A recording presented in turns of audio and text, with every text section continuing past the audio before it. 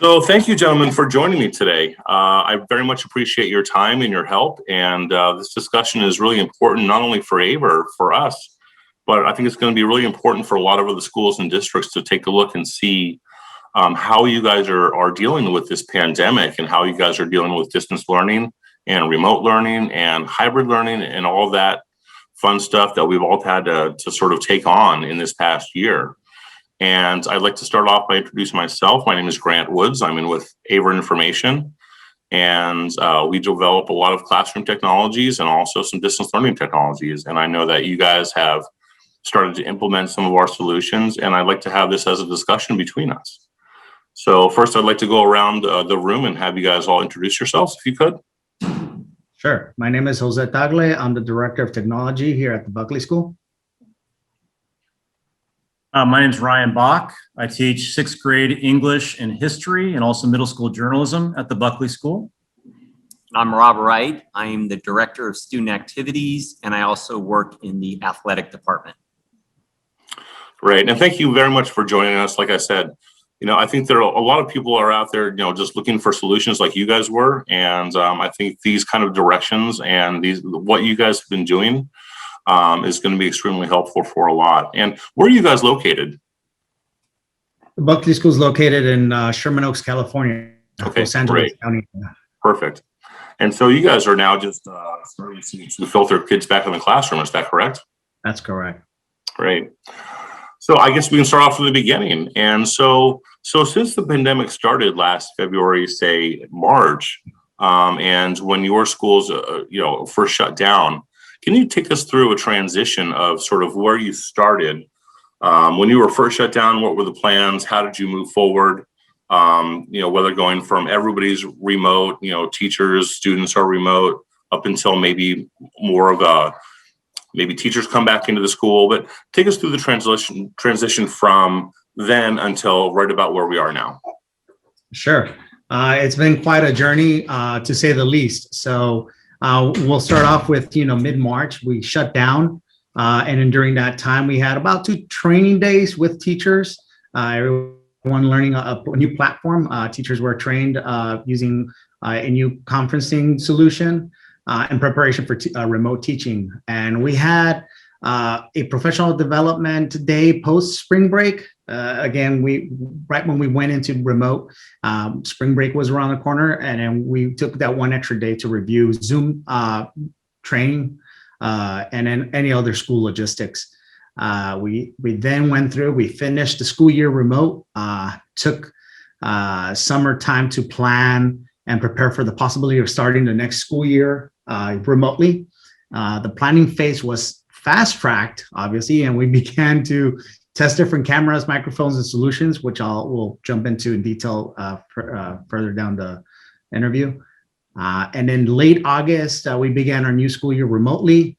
In November, we invited K through 5th grades on site for half days. K through 2nd were on site Monday, Wednesday, Fridays, and 3rd through 5th were on site Tuesdays and Thursdays. The other half of the day was remote. So, and then middle and upper school students were all invited on site in small cohorts and for athletics and wellness events. And then the revised schedule allowed for core academics such as reading, writing, language, and math in the lower school to take place while on site, and specialized subjects such as theater, science, music, dance, and PE to take place with students back at home remotely. So some families opted for their child to remain remote, and a few teachers were unable to return on site. So this was a challenge Buckley prepared for by outfitting every classroom with cameras, microphones, and a conferencing room platform. And due to the rise of COVID cases, we were back remote, teaching remote post Thanksgiving break. Right. So it was about two weeks that we enjoyed on site. We fast forward, we then fast forward to mid-February, about a month ago, and K through 5th were invited back on site. This time, K through 2nd were on site full days, not just half days, but full days, Mondays, Wednesdays, and Fridays. And through 3rd through 5th were on site full days, Tuesdays and Thursdays. And then again, middle and upper school students were invited on site in small cohorts for athletics and wellness events as well. And then we now go into the week of March 8th, which was just last week, where we started K through 5th. We extended from 3 full days to 5 full days K through 5th, as well as, it wasn't just K through 2nd, but third through 5th. And then additionally, 6th grade was invited to full days as well. So we are full days K through 6 as of last week. That's amazing. And I think a lot of the challenges too that similar districts and schools have faced also is just the constant changes and the jumping around and sort of having to switch around on the fly and have to switch back in class, out of class, both hybrid. And so, I mean, it's been quite the process. Are you guys still moving forward, even though you're having most, if not all of your kids back in school? You still have a hybrid option for those that do not want to return to school or cannot return to school yet? That is correct. Great. So I guess we can back up now. So as you went into the summertime and started really looking to beef up the whole distance learning platforms, tell us what were your goals? What were you looking to accomplish? What kind of solutions were you looking at? And sort of how did you get to where you are now? And of course, we'll discuss that as we get there as well. Sure. We start off with the video conferencing. Obviously, back in March, when we were considering many video conferences, conferencing platforms such as Zoom or Google Meet or Microsoft Teams, I saw on my listserv that those were the top 3 platforms being considered. Additionally, all the 3 platforms provided a way for teachers to authenticate with their current school credentials. That was a big plus. Ease of use as well. And then after a small team spent 2 consecutive days exploring the platforms, again, fast-tracked everything, we decided that we were, going to go with Zoom. The same aspect, fast forwarding to about summer, when we're now looking at the possibility of outfitting our rooms with a platform, we then decided, because of the ease of use and the training that was going to be expected, we decided to stay with the same platform, but in this case, this is why we chose Zoom Rooms as a conferencing room solution. So we had the video conferencing, now we had the Zoom, the conferencing room solution. And again, that required little training and has required little training as we're continuing our training. So ease of use was the big one. When we started looking at equipment like cameras, the biggest thing here, and I know Ryan Bach helped me during summer with a video demo. We learned a lot from that, and we started trying to think, what are the key things here that a camera would need. One of them was, a fixed and permanent solution, and something that was out of the reach of the students. Maybe something that wasn't on a tripod in the middle of the classroom. Considering we're a K through 12 school, a lot of bad things can happen with that equipment. So out of reach, fixed permanent solution, and again, different camera shots and angles, because I'm kind of planning for the unknown, and I'm trying to get a fit all model, and everybody teaches different. What Ryan Bach does in the classroom, Rob Wright isn't doing the same in athletics. Rather than trying to customize a bunch of things, we went with a solid solution that also IT can support. It's one model, fits everything, and that was the end game. But we also were considering the microphones as well, and again, fixed and permanent solution, and then preferably something that was hands-off and headset-free for the most part. Again, we'll have some scenarios where we might have to equip some faculty, depending on the size of the room, with some kind of lapel or pendant wireless microphone. But those were the biggest things, the key requirements that when we're looking at video conferencing platforms and equipment. So basically something that was, and moving over to the cameras again, something that would be fixed out of reach, so nobody could mess with them. But what about things like the tracking? It's something that, yeah, you and I have discussed before too as well. Discuss some of the importance about the actual tracking of the cameras, and you also mentioned the hands-off version. So how do those things go together, and how did that really come to fruition with what you were looking to do? Yeah, looking towards the types of solutions, and while we were testing, I'd go to the next question and try to hone down on the cameras.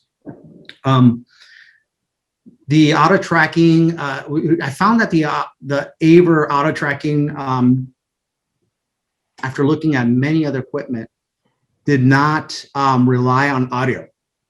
Other equipment relied on audio. So if I moved over here, the camera didn't know I had to speak, and then the camera found me. So there was that, and it did not also rely on face recognition, because obviously that's going to be a problem with everyone wearing a mask. There are other solutions that work that use face recognition. So that was another thing that I was kind of considering as I went along and try to figure out exactly what it is that we needed. Again, other solutions relied on those features. And then others had a lot of moving parts that teachers had to address. Some things, if it's in the middle of the room, it's on the way. If it required a microphone, or even the device on itself, the teacher had to go out of their way to charge the microphone, charge the device itself. A lot of moving parts to other devices. So the other thing too, I mean, after deliberating all of this, we decided that the camera with the advanced AI tracking module would give us the most flexibility we needed for various and unforeseen scenarios. And that's a great point too, and I think that's one of the things that we internally have discussed a few times, and things like a lot of the solutions out there that we've seen, even some of our own that are in one of our other divisions, were really made for more of a conference room scenario, to where cameras and tracking and audio are in a fixed position, to where you have everyone sitting in one spot, and if somebody speaks, then it can automatically go to that speaker, which is great for a conference room. But if you're looking at a K-12 classroom, you could have, Johnny in the back of the room who starts yelling and screaming, then all of a sudden the camera's on him, loses the teacher, and then everything's off the walls. So I think that's one thing that's a great point. And of course, with the AI tracking part of it too, that can rely actually on a full body or a half body instead of a face. Wearing PPE gear is obviously extremely important still. So that's a really great point. So I appreciate that. So as you move forward, how would you say that as you started using this in an actual application? So once these things went live and you started using the cameras in actual lessons and for remote students, how would you rate the performance so far? And this is, again, this would be great for everyone to sort of jump in and give their opinions on this one. Yeah, I would say that Jose has put an awful lot of thought into these products. And when he settled on the AVer product, that's after a lot of testing and field work and examination and probably sleepless nights. The fact that we were all thrust into this environment was kind of a learning by fire, trial by fire kind of a thing. And now that I've been back in the classroom for a few days using the product and having tested other products with Jose in the past, especially the ones that have some cords you might trip on, because the mounting solutions weren't quite ideal. I've been very satisfied with how this camera operates in the classroom and how it can track me from one side of the room to the other. And if I step out of the frame, it might focus on the board where I have a slide or some other lesson material projected. And, I've been hybrid for a year, or not hybrid, but remote for a year. And so I've become very accustomed to the video conferencing tools and digital tools that I use to present lessons and receive student work and track student progress. But to be back in our classroom space in a very much safe and sane, protocol enforced environment with the technology that Jose has placed in the room, thanks in large part to the AVer cameras, it's been a seamless transition coming back in the past week.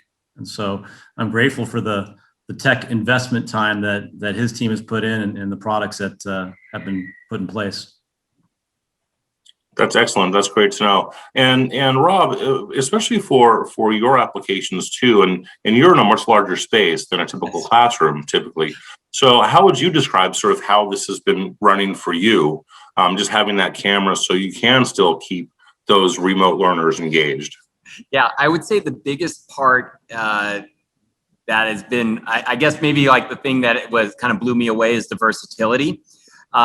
Especially of the tracking camera, because not only do we have the ability to move in space, which obviously you want to give your students that sense because you want them to emulate that at home, but you also have the ability to have it zoom in and focus and get down into detail. So when I'm teaching a lot of technique, I need that close, tight-in shot, and I can on the spot make that happen, and then I can go right back to a tracking format, or I can go to a fixed wide view. So having all of those options, that's what I think is probably the greatest aspect.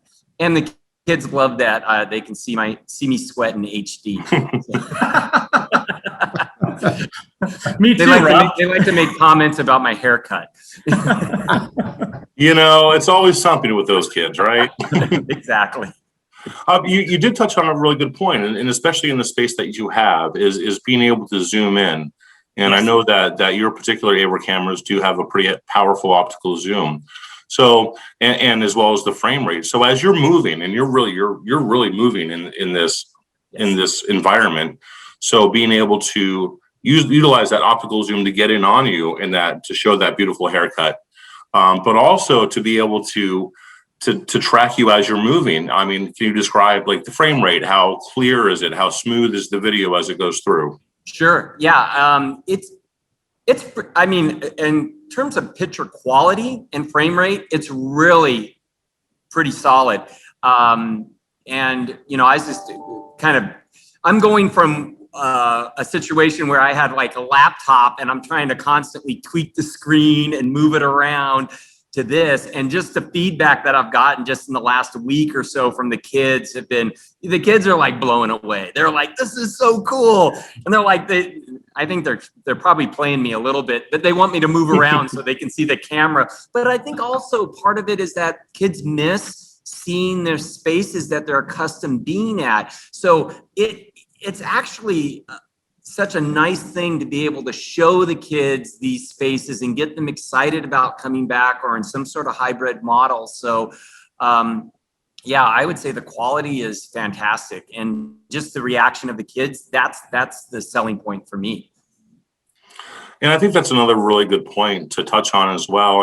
And you can really look at, and certainly Jose, you've tested so many of these things. So you can probably work for any of these companies that are pushing this at this point. But looking at, I mean, any kind of camera solution is going to be valuable just because it's so important to have that direct face-to-face connection, especially with your remote students, because again, you know, they're now at home. They're not back into this environment that they know.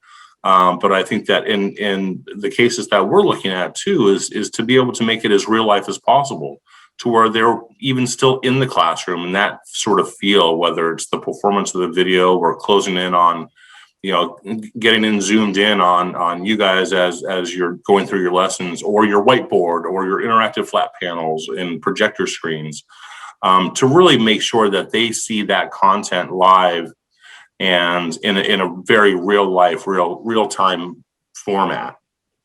Yeah, and I like the fact that AVer does offer the 4K camera as well, an option for that. It really speaks to the ability of trying to zoom from anywhere. There's classrooms where on average our AVer camera is typically 20 feet away from the teaching wall. And sometimes it's further, you know, it's up 30 feet in some areas. So having that high quality optical zoom and 4K really comes into play. Having the auto tracking gives us so much flexibility, whether teachers use it or not, it's there because there's going to be a lesson plan, whether you use it, maybe not now, but maybe later, there'll be an opportunity for them to use it. Again, all teachers have so much going on that sometimes some of them just don't want to worry about the camera, but then sometimes others want that flexibility of being able to control the camera. I know that in the lower grades, K through 5th, they're not using the auto tracking much, but there are some teachers that are using it. And again, it's that versatility, flexibility to allow the teachers to do and cater to what the lesson plan is, and having the option there versus, well, you would have auto tracking if you were in this other space. Then again, and it's also standardizing everything. So whether the teacher uses the full capabilities or not, every teacher teaches different. And I wanted to add on to that too, Grant, that, following what Rob said about the kids seeing their space, I've got 6th graders who are incoming students at our school who've never been on campus before, and a few of them are still remotely learning. And so when they can zoom into our space and see that classroom that they will soon have as their home, that's pretty cool for them too. And technically, I've also noticed the camera is really strong in low light. When I need to kill the lights in the room to project something, for example, they can still see me and they can see what I'm displaying on the board. And so that really feels more like being in the space at the time, because while it's low light for all the kids in the room, the kids at home are seeing pretty much what they're seeing live in the space. That's great. And that's another great point too, as well. And it's not only about having your remote students be able to have the feel of being able to see you in the classroom, but it really provides more of a general intimacy of this is their home. And this is either where they're going to be going or where they've been. And so like you said before, there's an added feeling of that comfort, and that's great. So I think, and moving forward into the future, which again, nobody really knows, right? Because we're still going to be back and forth. Unfortunately, I think this is going to be the new norm. And, I don't think we're going to have a time where we're going to have 100% of kids back in the classroom all the time. And so as we move forward, let's just discuss the idea of sustainability. These types of cameras and these types of setups are not meant to be temporary, right? So how do you see these being sustainable over the next 2, 3, 5+ years as we move forward? Correct. And again, one of our key requirements was to look for something that was a little more permanent, versus other organizations have been looking for temporary things. I'm planning for the unknown, for the worst case scenario, and permanent solution was the way in my mind to go, to be prepared for the next year, next 5 years. And again, having the camera fixed and permanently installed gives us a lot of flexibility. There is typically one cable from the camera over the teacher's area. So right now we're using IMAX for Zoom room computers, but if those happen to go away, the teacher still has the flexibility of connecting that one USB cable to their laptop and having access to the cameras as well.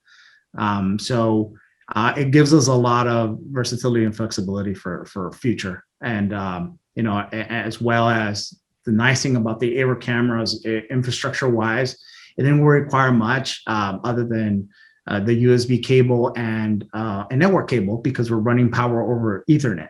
And so the infrastructure didn't cost much, because we didn't have to worry about extra low voltage power on the ceiling. We just ran a network cable to it, and as long as you have PoE switches, we were in a good place. So future proofing everything. Most areas, almost all our teaching areas are like that. Great. That's amazing. I mean, and thank you again so much for this. And like I said before, this is something that so many people are still trying to feel out. And, thankful, for Jose for going through all this madness, and you guys as well, especially. I mean, you guys are the ones that are using this every day. and to be able to sort of spread the words on how this is really being an effective way to move about this new norm is going to be extremely valuable for a lot of schools and districts. So I definitely really appreciate that. And so I guess with that, I think that we can probably close down this meeting.